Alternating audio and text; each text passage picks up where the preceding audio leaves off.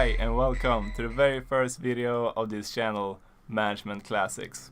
My name is Martin and I'm gonna give you my take on some of the areas within the vast space of management, explained as visual and easy to understand as possible.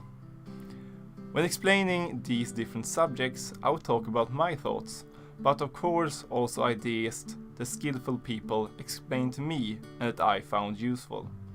So to show this in kind of smooth way, I thought I would use a scaled down reference system. So whenever a reference is used, a number will pop up in the upper right corner. And you can then find the same number down in the description attached to the name, book or video used.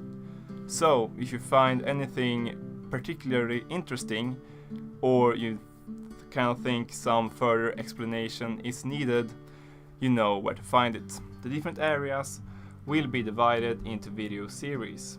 The first one covering maybe one of the most important ones, namely speaking in front of people.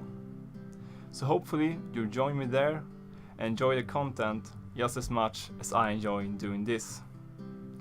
And if you have any questions or feedback, please hit the comment section up and I'll meet you there. Until next time, enjoy the journey. Bye.